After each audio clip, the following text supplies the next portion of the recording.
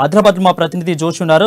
ఆదిలాబాద్ ప్రజాసేవ భవన్ మొత్తం కూడా కాంగ్రెస్ నేతలతో సందడిగా మారింది. అయితే కంది శ్రీనివాస్ రెడ్డికి సీటు ఇవ్వడంతోనే కోలాహలంగా మారింది. క్యాంప్ ఆఫీస్ మొత్తం కూడా అయితే కాంగ్రెస్ అభ్యర్థిగా ఖరారు ఇవ్వడంతో శుభాకాంక్షలు వెల్లువెత్తుతున్నాయి. అక్కడున్న ప్రజానికులు స్థానికులు మొత్తం కూడా కంది శ్రీనివాస్ రెడ్డికి పుష్పగుచ్చాలు అదేవిధంగా పూల బొకేలతో శాలువాలతో సత్కరిస్తున్నారు. అందరూ కూడా వెళ్ళి విషయం చెప్తున్నారు.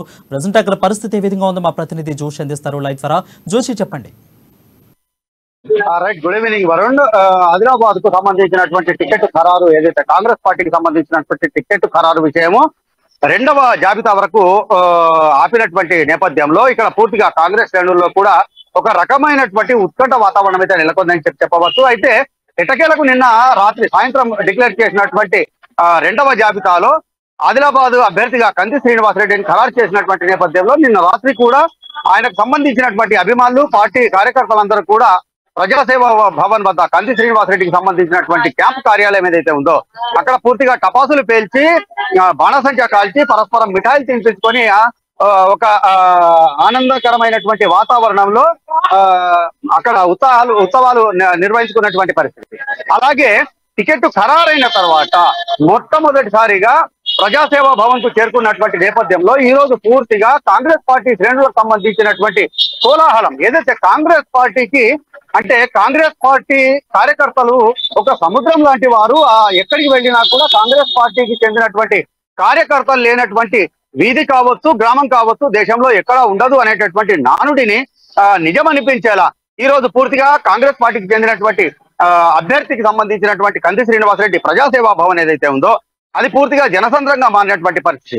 దాదాపు 4 గంటల పాటు ఇటు ఆదిలాబాద్ అర్బన్ మండలము మావల అలాగే ఆదిలాబాద్ రూరల్ మండలము జైనత్ బేల మండలాలకు సంబంధించినటువంటి కాంగ్రెస్ పార్టీ శ్రేణులన్నీ కూడా ప్రజాసేవా భవన్ కు చేరుకొని అక్కడ పూర్తిగా దాదాపు 4-4.5 గంటల పాటు కంది శ్రీనివాస్ రెడ్డికి అభ్యర్థిగా ఖరారైనటువంటి నేపథ్యంలో పూలమాలలు శాలువాలతో పుష్పగుచ్చాలతో అభినందనల వెల్లువెత్తిందని చెప్పవచ్చు. అయితే వేలాదిగా చేరుకున్నటువంటి కార్యకర్తలందరూ కూడా ముక్తకంఠంతో పేర్కొన్నటువంటి విషయము ఎట్టి పరిస్థితుల్లో కూడా గత 2 ఎన్నికల్లో జరిగినటువంటి పొరపాటును ఈ మారు పునరావృతం కాకుండా చూసుకోవడమే కాకుండా 50,000కు తగ్గకుండా మెజారిటీతో కాంగ్రెస్ అభ్యర్థిని గెలిపించుకుంటామని చెప్పి పేర్కొన్నటువంటి నేపథ్యము. అలాగే కంది శ్రీనివాస్ రెడ్డి కాంగ్రెస్ పార్టీ అభ్యర్థిగా ఖరారైన తర్వాత మొట్టమొదటిసారిగా మాట్లాడినటువంటి కంది శ్రీనివాస్ రెడ్డి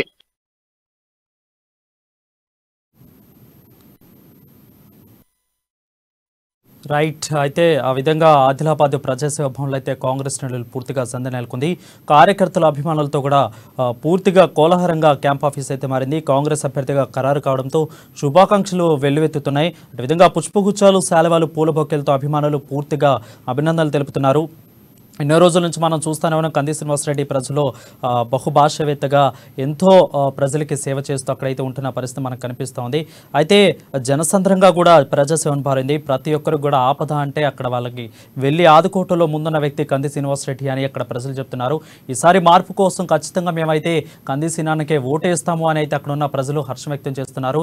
ప్రతి ఒక్కళ్ళు గరీబులను కానీ బీద వాళ్ళని కానీ మధ్యతరగతి వాళ్ళని పెద్దవాళ్ళని అందరినీ కూడా ఏకధాటిగా తీసుకొని వాళ్ళందరిలో వెళ్తూ వాళ్ళందరినీ ఆదరిస్తూ వాళ్ళకి ఒక రకంగా కంది శ్రీనివాస్ రెడ్డి ఉంటున్నారు.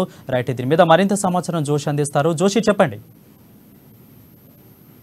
ఇక్కడ ఉన్నటువంటి పరిస్థితులు చూసినట్లయితే ఆదిలాబాద్ నియోజకవర్గమే కాదు ఆదిలాబాద్ జిల్లా వ్యాప్తంగా కూడా కాంగ్రెస్ పార్టీ శ్రేణులకు అంటే కార్యకర్తల కొరత ఏమాత్రం లేనప్పటికీ 2 ఎన్నికల్లో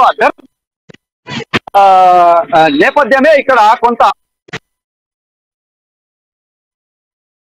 వ్యక్తమైనటువంటి పరిస్థితి. అయితే ప్రస్తుతము భిన్నంగా చెప్తున్నటువంటి నేపథ్యం అయితే ఉంది వరుణ్. అంటే యోగు రామన్న ఎవరైతే గత 4 పర్యాయాలు ఏకనాటిగా ఇక్కడ ఎమ్మెల్యేగా గెలుస్తూ వస్తున్నారో యోగు రామన్నని ఎదుర్కొనేటటువంటి సత్తా కలిగినటువంటి ఏకైక నాయకుడిగా ఇటు ప్రజలు కూడా భావిస్తారు, పార్టీ శ్రేణులు కూడా చాలా ధీమా వ్యక్తం చేస్తున్నటువంటి పరిస్థితి. జోగు రామన్నని ఎదుర్కొనేటటువంటి సత్తా కేవలం కంది శ్రీనివాస్ రెడ్డికి మాత్రమే ఉందని చెప్పి ఆయనకే టికెట్ ఖరారైతే బాగుంటుంది అనేటటువంటి అభిప్రాయం ఇదివరకు